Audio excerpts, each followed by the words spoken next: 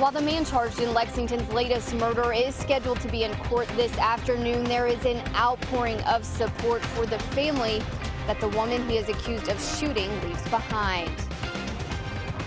A shooting in Pulaski County leaves a man injured and another man on the run from police.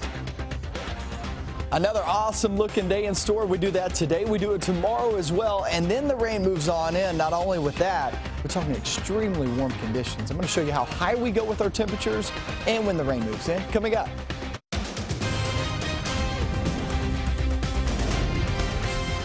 This is WKYT News at Noon. Good afternoon from WKYT News. Here on your Monday, I'm Bill Bryant. And I'm Barbara Bailey. A man who police say admitted to killing the mother of his children will face a judge in less than an hour. William Pomeroy is charged with murder and tampering with physical evidence. His girlfriend, Amy Kogel's body was found in the backyard of the couple's home on Pinckney Drive. She had been shot multiple times. WKYT's Hillary Thornton is outside the Fayette County Court complex now with the latest on the case. He is charged with Lexington's latest murder, and in about an hour, that man will be arraigned here inside of Fayette County District Court. Police say 45-year-old William Pomeroy admitted to officers that he killed his girlfriend, who is also the mother of his children. This all came after police found the body of 43-year-old Amy Kogel in the backyard of the couple's home on Pinckney Drive Friday morning. Investigators say Kogel had been shot several times, and in his arrest citation, police say that Pomeroy also admitted to hiding evidence after the crime. He is facing charges of murder and tampering with physical evidence. Meanwhile, folks living in the neighborhood that became the site of a crime scene on Friday say there has been a tremendous outpouring of support for the family that Kogel leaves behind. That includes her 3 young children. Not only just in the neighborhood, from as far away as New York and Texas, who were classmates of Amy, and been a great outpouring. The neighborhood has kind of come together, and I think they've kept the family in food and things like that. It says a lot about the neighborhood as far as the connection between the people that live here, that they are neighbors, and I think it says a lot about Lexington. I think it's pretty much that way in a lot of neighborhoods. The Pine Meadows Neighborhood Association is currently in the process of getting a fund set up for the family through a local bank. In Lexington, Hillary Thornton, WKYT. Hillary, thank you. And as we've dug into this story, we have found that Kogel volunteered her time as a Girl Scout troop leader here in Lexington. The search is on for a man suspected in a southern Kentucky shooting. Police are looking for 47-year-old Dwayne Peters. He's accused of shooting Harlan Richardson in Somerset last night and then taking off. WKYT's Phil Pendleton has the latest on the investigation in this Crime Tracker report.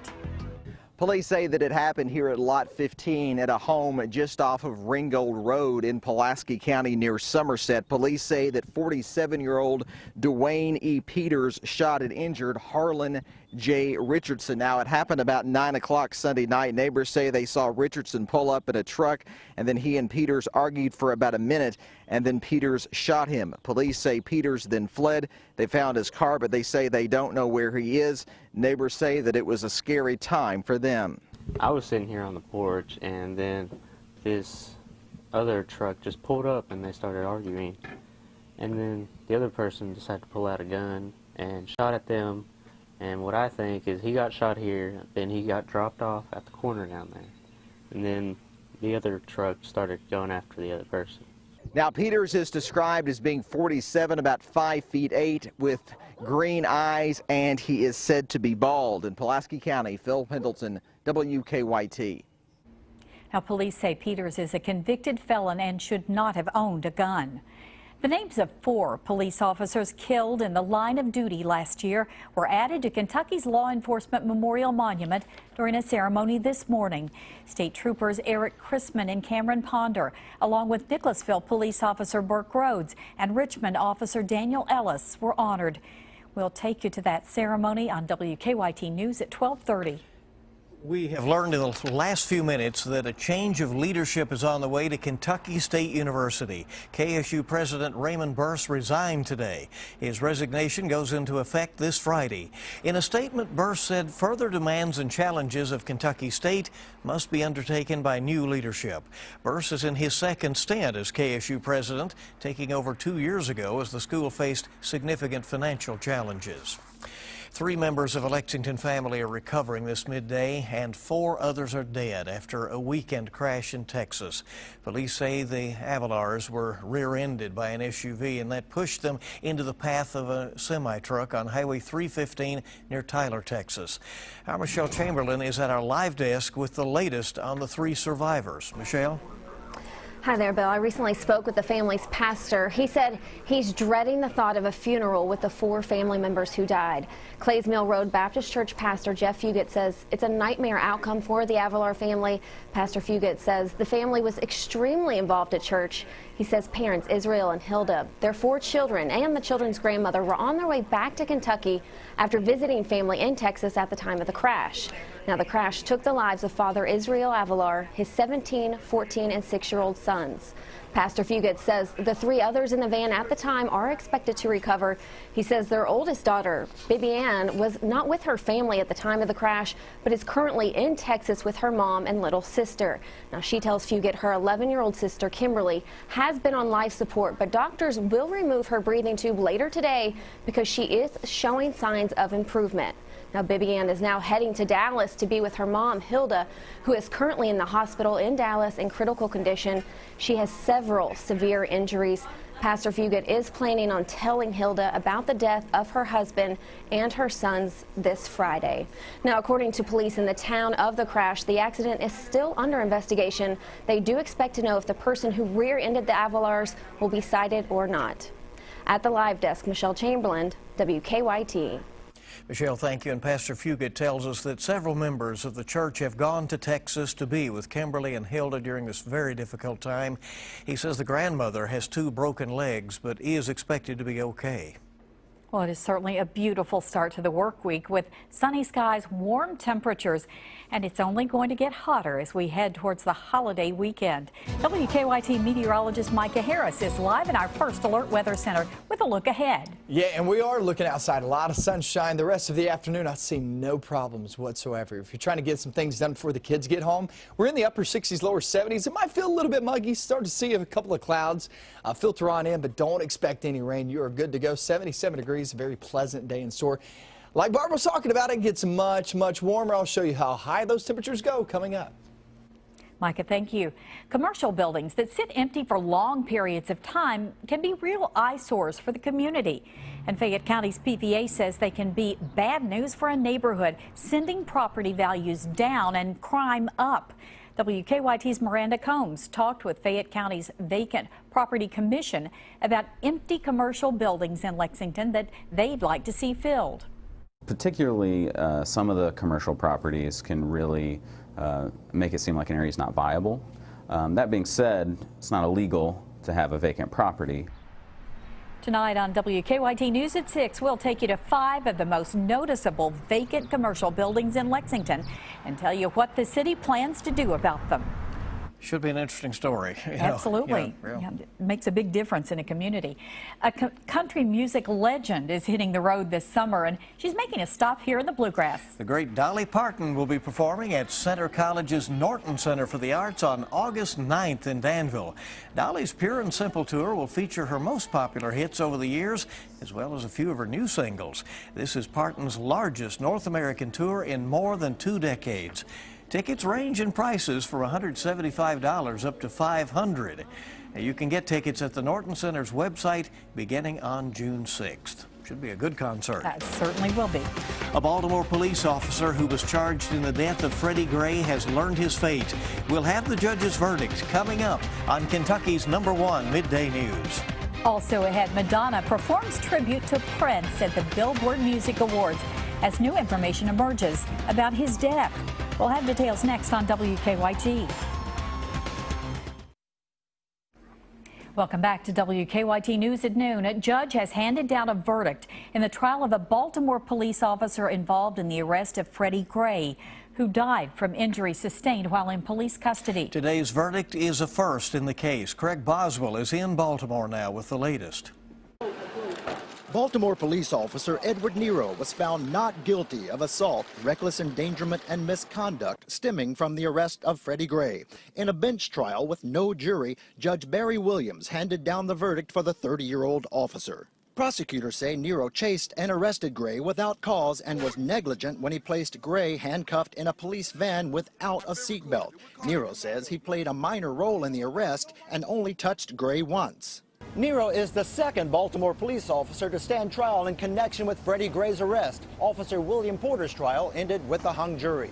There are 6 police officers who have been charged. The fact that Officer Nero, who was peripherally involved in this case, he is acquitted. That does not mean that the other 5 get acquitted. Gray died a week after his arrest last April of severe spinal injuries he suffered inside the police van. His death prompted riots and looting. Baltimore police have canceled all leave on Monday out of caution. Craig Boswell, CBS News, Baltimore. And Nero has been suspended with pay. President Obama has lifted the half-century arms embargo on Vietnam. The president, who is on a 3-day visit to the country, says both sides have established a level of trust and cooperation, including between our militaries. The historic move is part of an effort to limit China's power in Asia.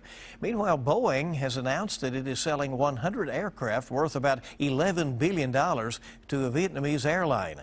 That deal was signed in Hanoi and witnessed by President Obama. Well, Maroon 5 is pulling the plug on 2 North Carolina concerts over that state's so-called bathroom bill. The law forces people to use the bathroom of the gender on their birth certificate and not the one they currently identify with. Adam Levine and company announced they are scrapping shows in Charlotte and Raleigh scheduled for September. The band says it was a difficult decision because they don't want to penalize their fans. But in the end, the group says it had to do what's right and stand up for equality. Maroon 5 is just the latest in a string of entertainers who've canceled performances in protest of that law, including Bruce Springsteen, Ringo Starr, and Pearl Jam. New information is coming to light about the investigation into the death of Prince. According to the Minnesota Star Tribune, Prince may have been dead for at least 6 hours before his body was found. A newspaper attributed the statement to a paramedic who responded to a 911 call on the day he was found unresponsive in an elevator of his Paisley Park estate. The paper also quoted investigative sources as saying the pop icon was given an IV at the hospital a day before he died and then went home alone. Meanwhile, a star-studded tribute was held in Prince's honor at the Billboard Music Awards. Madonna performed Nothing Compares to You before being joined by Stevie Wonder to sing Purple Rain. Donald Trump gains a lot of ground on Hillary Clinton in a possible general election matchup. I'm Mark Albert at the White House with the latest on Campaign 2016. Now, your zone-by-zone forecast with meteorologist Micah Harris. Just a couple of clouds in the sky, and that's about it. No rain for today, and really none in the next 24 to 48 hours. I don't see much of a chance of that at all. So the rest of the afternoon looks pretty good and actually feels quite nice. I want you to look at the western half of the state because this is where we're going to start to see big changes in the upcoming days. It's 76 now in Owensboro. We actually have an 80-degree reading in far western Kentucky at this moment. And then look at far eastern Kentucky, Prestonsburg coming in at 62 degrees. It all depends on where you are, but that warm air is slowly but surely working its way into the viewing area. Actually feels quite nice, right around 70 degrees at this moment. And once we finish off the afternoon, it's going to be right around 77 degrees. Mostly sunny skies, a couple of clouds, that's about it. Huge dome of higher pressure we always talk about with that you can just think of the dry conditions and also warmer conditions too at 77. Look from 1 p.m. today or even 5 p.m. today.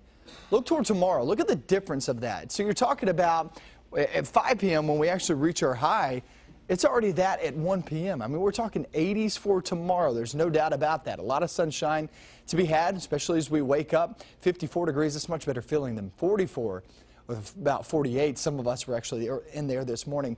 But that dome of fire pressure moves off to the east, and once that happens, it allows and just kind of opens the door for this front to get a little bit closer. As long as that dome of fire pressure is over us, it just kind of blocks. It just kind of keeps pushing back that front back toward the west.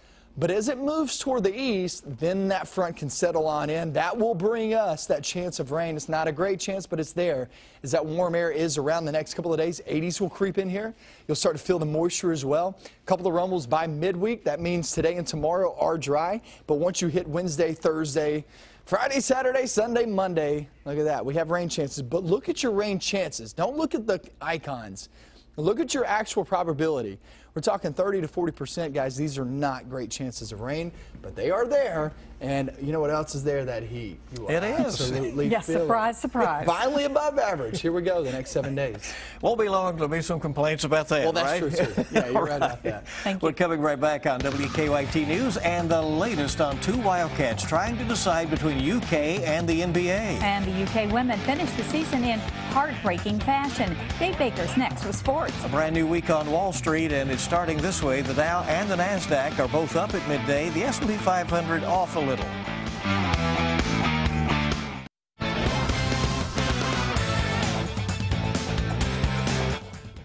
Trying to figure out a top-flight college basketball roster was already tough enough, but then this year came college players who have not hired an agent, having until this Wednesday to pull their name from the NBA draft and return to college. And here on Monday, we still don't know about two Wildcats. Kentucky's Marcus Lee is still debating whether to return to college or remain in the NBA draft. Sources have told ESPN's Jeff Goodman it could go either way, and it seemed like it was a cinch for Lee to go before he came out. Now, while he's canceled several workouts with NBA teams, that's Lee, Isaiah Briscoe, who many thought was certain to come back, appears to be the wild card. Adam Zagori of SNY TV reports that Briscoe will work out for the T-Wolves today and the Atlanta Hawks as well. The Hawks have 3 selections in next month's draft. They hold the 21st pick in the first round and the 44th and 54th overall picks in the second round. How about Game 3, the NBA Western Conference Finals series tied at 1 between the Warriors and the Thunder. Almost no one gave OKC a chance. Apparently they took offense. Russell Westbrook on the feed from Kevin Durant. He throws it down. Westbrook 30 later in the second. How about Durant? Yikes. And, you know, the lead was about 42 at one point in time. But the player everybody's talking about, here's Raymond Green. And it's a little south of the border there on the Thunder, Steven Adams. Said he was trying to make a move to the basket. Green was given a flagrant foul. Adams stayed in the game, and the Thunder roll 133-105. Enes Kanter, 10 points, 12 boards. Everybody wondering now whether or not Green will be suspended. At the start of the season, Rachel Lawson talked about the expectations for this Kentucky softball program now being at the point where they could talk about competing for a national championship, and it wasn't just some pipe dream. And that's why even though they made it to the NCAA tournament for an 8th straight year, they were feeling the sting after being knocked out in the elimination game of the Lexington Regional, falling to Utah last night 5-3. Not going to the Super Regional for the first time in 4 years hurts enough, but it was also the final game for a senior class that won 169 games in its 4 years and will sit just 2 wins shy of setting the school record for most wins ever by a senior class. Now I think about what this program has become. You know, we've opened up a brand new stadium. We've had a ton of wins. We've been to 3 straight. We were in 3 straight Super Regionals. We were in a Women's College World Series. And there's softball players all over the country that never get to say that. And a lot of that is because of this senior class. Tonight on the Big Blue Insider with Dick Gabriel, former UK quarterback Derek Ramsey. That's coming up at 6 on 630 WLAP. We'll also look ahead to the SEC baseball tournament. Kentucky in a must-win situation as they take on Alabama tomorrow. More on that coming your way later, guys. But for now, that's a look at sports on this Monday. All right, a clutch situation for UK. Thank you very much, Buzz. And keep it here for a lot more coming up in the next half hour of WKYT News at noon. We'll take you out live to Richmond, where 4 fallen officers were honored today. Earlier today, a Madison County man admitted to giving his brother the gun that was used to kill a man in 2011. Tonight's Mega Millions jackpot is $203 million, and Wednesday night's Powerball jackpot is $80 million.